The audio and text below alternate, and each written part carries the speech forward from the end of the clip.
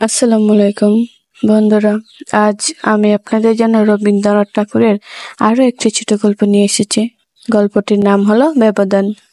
যদি এই ছোট গল্পটি আপনাদের ভালো লেগে থাকে তাহলে অবশ্যই লাইক এবং কমেন্ট করবেন। আর যারা এই চ্যানেলে নতুন তারা চ্যানেলটি সাবস্ক্রাইব করতে ভুলবেন না। চলুন শুরু করা যাক। ব্যবধান। সম্পর্ক মিলাইয়া দেখিতে গেলে বনমালী এবং হিমাংশু মালী উভয়ে মামাতো পিসতুতো ভাই।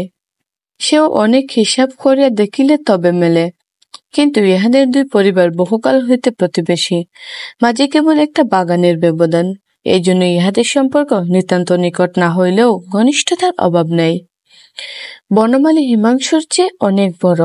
হিমাংশু যখন দন্ত এবং বাক্য স্ফূর্তি হয় নাই, তখন বনমালী তাহাকে খুলে করিয়া এই বাগানে সকাল সন্ধ্যায় হাওয়া খাইয়াছে, খেলা করিয়াছে, কান্না থামাইয়াছে, ঘুম পাড়াইয়াছে এবং শিশুর মনোরঞ্জন করিবার জন্য পরিণত বুদ্ধিবয়স্ক লোকদিগকে সবেগে শিরশ্চালন, তার স্বরে প্রলাপ ভাষণ প্রভৃতি যে সকল বয়সানুচিত চাপল্য এবং উৎকণ্ঠ উদ্যম প্রকাশ করিতে হয়, বনমালী তাহাও করিতে ত্রুটি করে নাই।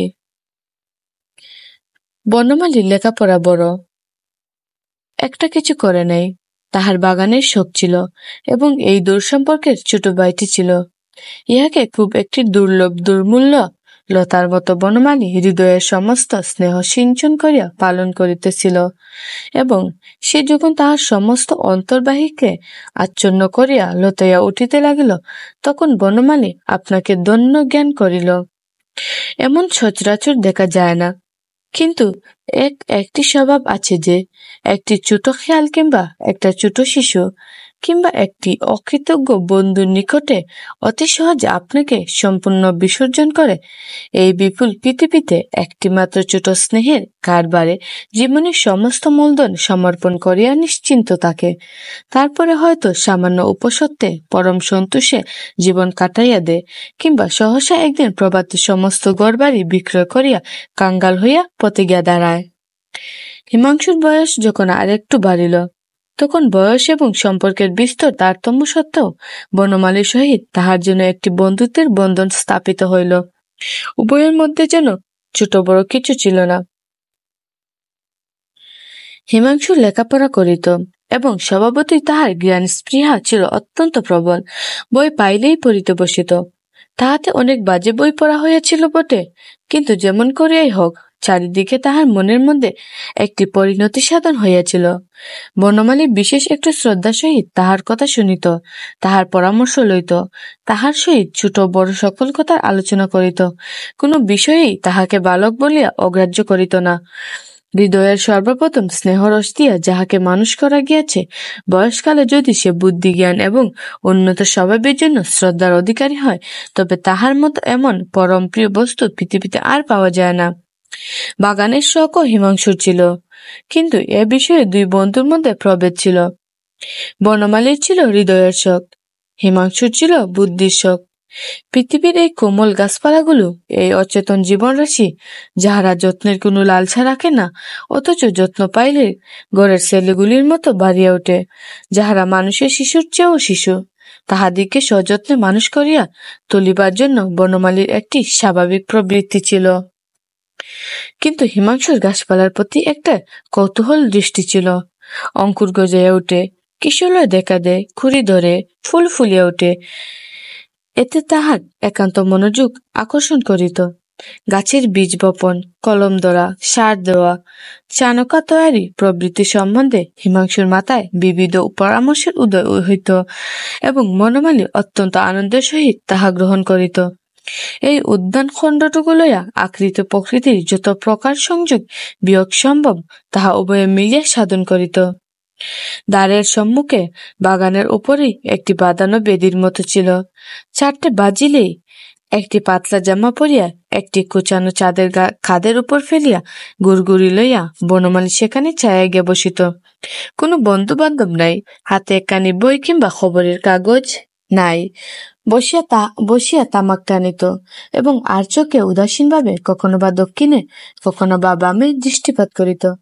এমনি করিয়া তা সময় তাহার গুড়গুড়ির বাষ্পকুণ্ডলীর মতো ধীরে ধীরে অত্যন্ত লঘুভাবে উড়িয়া যাইত, ভাঙ্গিয়া যাইত, মিলাইয়া যাইত, কোথাও কোনো চিহ্ন রাখিত না।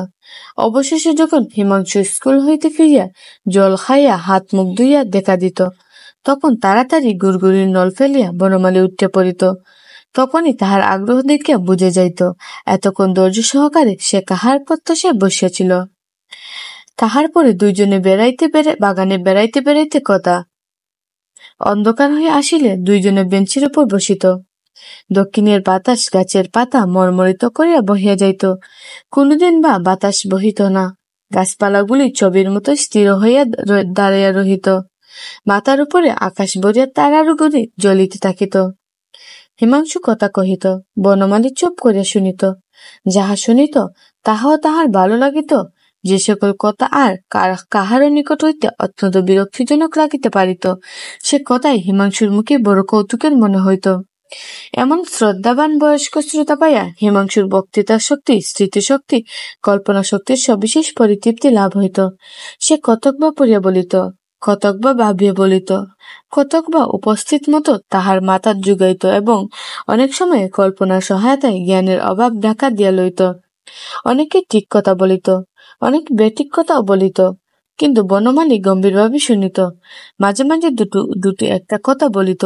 হিমাংশু তাহার প্রতিবাদ করিয়া যাহা বুঝাইত তাহাই বুঝিত এবং তাহার পরদিন ছায়া বসিয়া গুড়গুড়ি টানিতে টানিতে সে সকল কথা অনেকক্ষণ ধরিয়া বিস্ময়ের সহিত চিন্তা করিত। ইতিমধ্যে একটি গুল বাঁধিল। বনমালীদের বাগান এবং হিমাংশুদের বাড়ির মাঝখানে জল যাইবার একটা নালা আছে।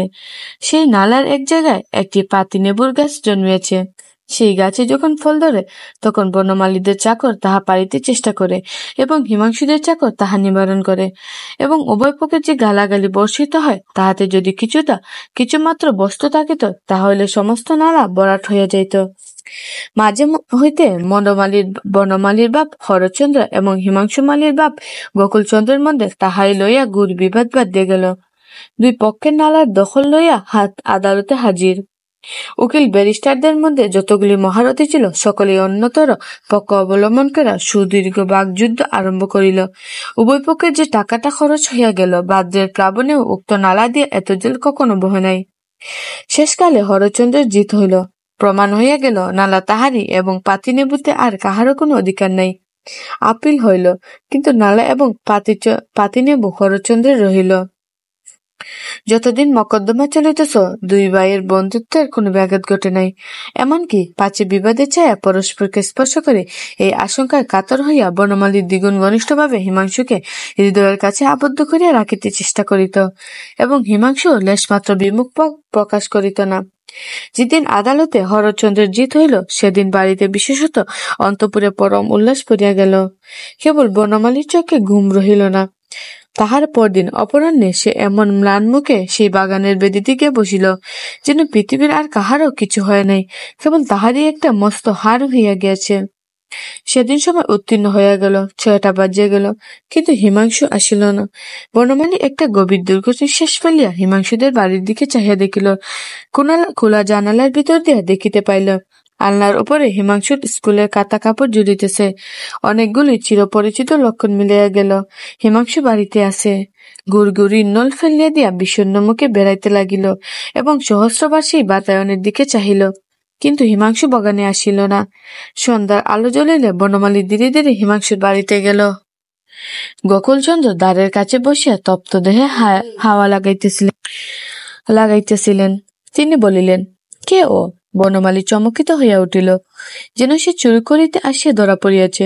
কম্পিত কণ্ঠে বলিল, মামা, আমি। বনমালী বলিলেন, কাহাকে খুঁজিতে আসিয়াছ? বাড়িতে কেহ নাই। বনমালী আবার বাগানে ফিরিয়া আসিয়া চুপ করিয়া বসিল।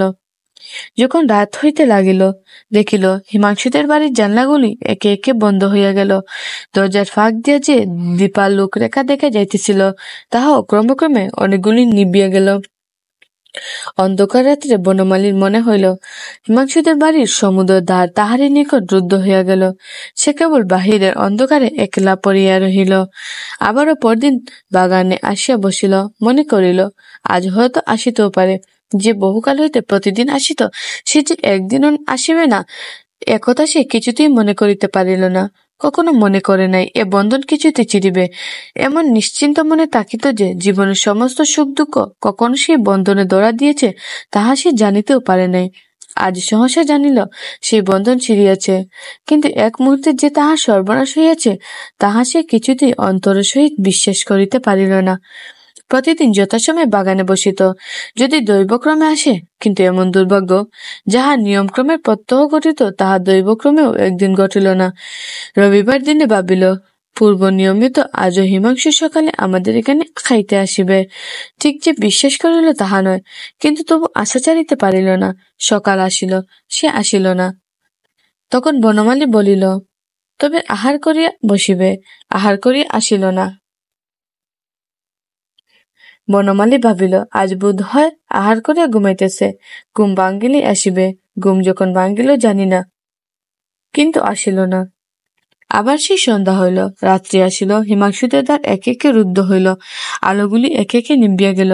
এমনি করিয়া সোমবার হইতে রবিবার পর্যন্ত সপ্তাহের 7টা দিনেই যখন দূরদৃষ্টি তাহার হাত হইতে কাড়িয়া লইল, আশাকে আশ্রয় দিবার জন্য যখন আর একটা দিনও বাকি রহিল না, তখন হিমাংশুদের রুদ্ধদ্বার অট্টালিকার দিকে তাহার অস্ত্রপূর্ণ দুটি কাতর চক্ষু বড় একটা মর্মভেদী অভিমানের নালিশ পাঠাইয়া দিল এবং জীবনের সমস্ত বেদনাকে একটিমাত্র আর্তস্বরের মধ্যে সংযত করিয়া বলিল, দয়াময়। ধন্যবাদ সবাইকে।